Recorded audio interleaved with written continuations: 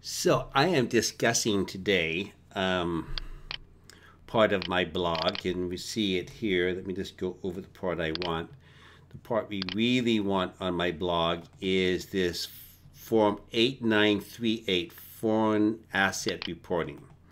And it's really a great tool to save money, and this is what I want to talk about.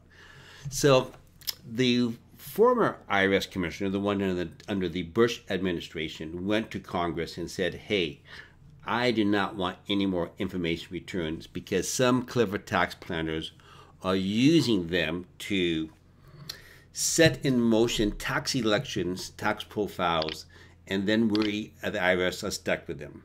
But Congress, of course, ignored him. He retired. We have a new man in. He works very hard.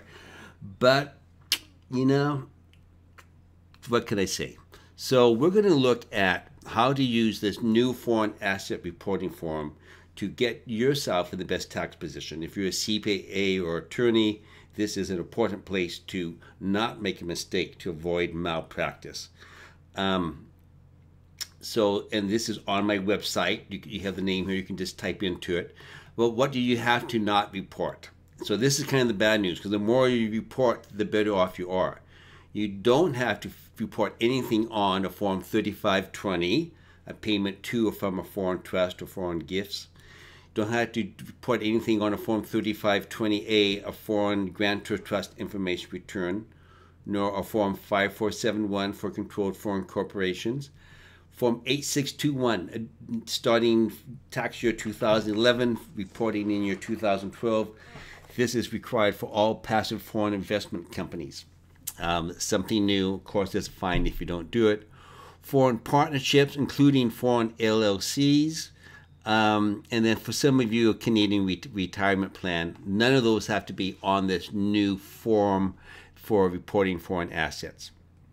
So let's go down. We're going to skip grantor trust. It's a little bit here, and you can just skip it. But if you do a Form 3520A, you want to be sure you use that for tax planning too. And by tax planning, I mean telling the IRS the legal ownership that's best for you or income tax elections.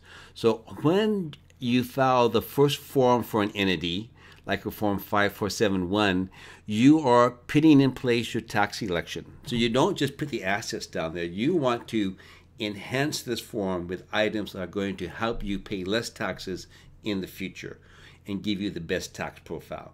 If you leave it off, the IRS gets to make up these rules for you in the way that's best for the IRS.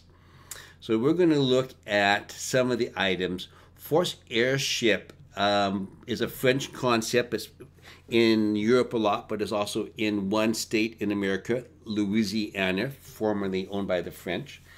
And if there's a forced heirship, you want to take advantage of that. That is great estate tax planning. The viager is a Swiss term. They have it in France too, for like a private annuity arrangement. I see a typo right here. A private annuity arrangement to transfer real estate from one generation to the next tax-free. It's used for inheritance tax avoidance in Europe, and it is a great way to get income and estate tax planning for your cross-border families. If you have a parents in Europe,